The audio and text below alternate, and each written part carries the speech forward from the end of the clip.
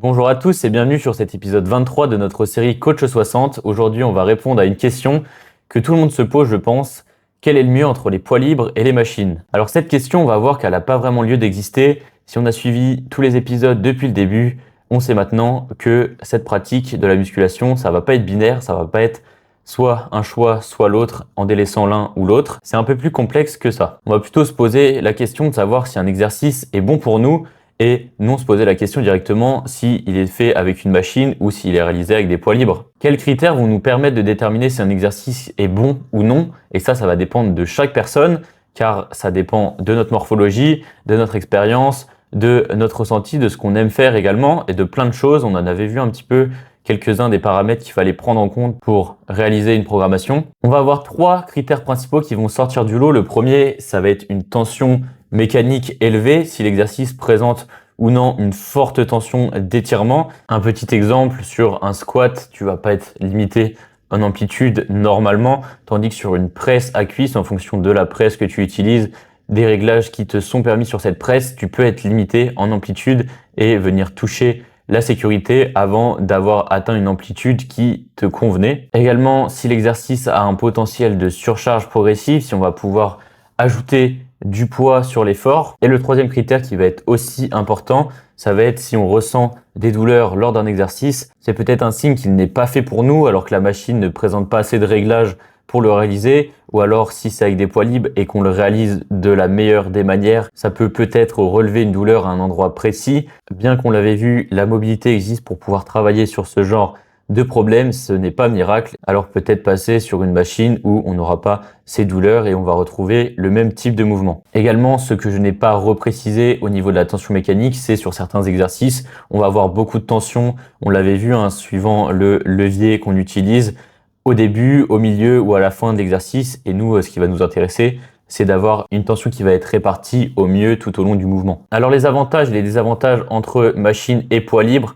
ce sont, attention, des tendances que je présente en fonction des exemples. Ça va varier, mais on retrouve la plupart du temps ces tendances que je vais vous présenter lorsqu'on utilise une machine ou des poids libres. Sur une machine, par exemple, on va avoir des mouvements guidés, donc potentiellement moins d'erreurs si on utilise bien la machine guidée. C'est pareil, il y a des réglages à faire sur les machines, il faut prendre tout ça en compte, mais au niveau du placement, de la stabilisation, on va quand même avoir tendance à être moins brouillon sur une machine si on fait bien les choses. Et donc, il en résulte un isolement musculaire plus précis, toujours si le mouvement est bien réalisé, mais ça va se prêter d'autant plus sur des machines et on va avoir moins de travail de stabilisation sur des mouvements avec machine, réduire les pressions sur des zones non désirées qui pourraient arriver en cas de mauvaise exécution avec des poids libres. Tandis que sur les poids libres, on va avoir tendance à avoir un meilleur recrutement musculaire global, c'est-à-dire que certes on va activer le muscle qu'on cible principalement, mais on va engager davantage les stabilisateurs, donc engager d'autres muscles, donc avoir un travail plus global,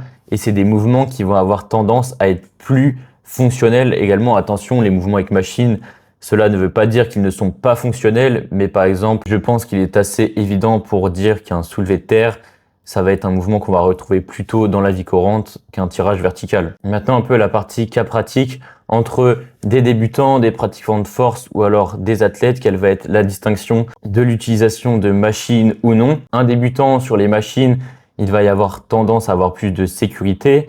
Ça va lui permettre d'apprendre la technique qu'il va pouvoir retrouver sur des poids libres. Il va pouvoir avoir une meilleure isolation musculaire, pas vraiment une isolation musculaire, mais un travail du muscle ciblé plus précis, et le travail de stabilisation qui peut être assez dur lorsqu'on débute, qui peut être moins intuitif car les connexions muscle-cerveau sont encore peu établies. Commencer avec pas mal de machines, ça peut être bien, et introduire des poids libres dès le début, au fur et à mesure, pour travailler la coordination, une stabilisation progressive, un meilleur contrôle de nos charges, de nos mouvements, et on l'avait vu, ça peut avoir ses avantages sur l'hypertrophie, et un développement complet à long terme. On fait du sport pour être en bonne santé, avoir un physique qui soit mobile et que tout puisse marcher en synergie, s'appuyer sur les points forts, les points faibles pour corriger tout ça. Et c'est comme ça, selon moi, qu'on construit un bon physique. Pour les athlètes, on va avoir tendance quand même à avoir beaucoup de poids libres, mais les machines peuvent permettre, dans un cycle par exemple de force, de renforcer une zone ciblée, de récupérer. Ils travaillent beaucoup dans l'espace avec des pressions qui vont varier et pouvoir travailler sans ces pressions, ça peut également avoir ses intérêts. Pouvoir isoler un muscle donc pour travailler son développement. Les poids libres vont permettre d'avoir cette fonctionnalité, mais je le répète, les machines également vont permettre d'être fonctionnelles. Un hack squat par exemple, c'est un exercice qui est assez fonctionnel. Ils vont permettre un recrutement global, un travail de stabilité, proprioception qui va être très intéressant pour les athlètes, de coordination et ça va permettre de se rapprocher davantage des mouvements qu'ils vont retrouver soit sur un terrain, soit dans un ring ou je ne sais quel autre endroit pour pratiquer leur sport. Et ceux qui cherchent à développer la force, j'ai lu une étude qui mettait en avant qu'un travail avec poids libre permettait de développer légèrement plus de force, mais attention, j'ai pas vu comment était évalué entre les deux groupes le gain de force. Par exemple, si on prend un mouvement au poids libre, c'est sûr que celui qui a travaillé avec des poids libres, il va maîtriser le mouvement, il va avoir une meilleure technique et donc soulever plus lourd. Mais c'était un très faible pourcentage déjà, ce que j'ai vu, c'est à prendre avec des pincettes. Et les machines vont permettre de cibler un muscle. Par exemple, dans un macrocycle, on va avoir un mésocycle, on va développer du volume musculaire, donc travailler sur l'hypertrophie. Et dans un deuxième temps, avoir un autre mésocycle où on va travailler la force. Les machines peuvent prévenir les blessures sur des mouvements polyarticulaires où on va justement mettre pas mal de pression sur les différentes articulations, même si bien évidemment ça fait partie de la pratique de maîtriser le mouvement.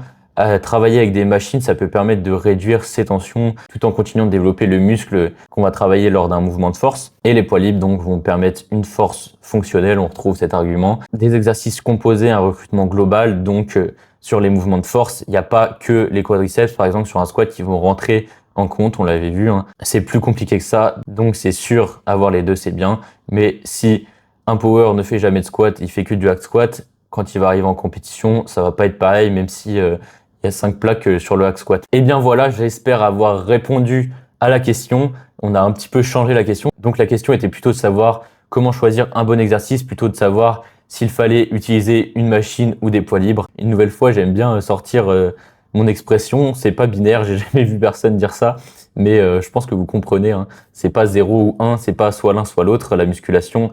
J'espère qu'au moins vous avez compris ça, mais ça nous permet d'avancer un petit peu plus sur nos apprentissages. Et voilà, n'hésitez pas à me mettre en commentaire si vous êtes d'accord avec cette version, si vous trouvez des choses à nuancer.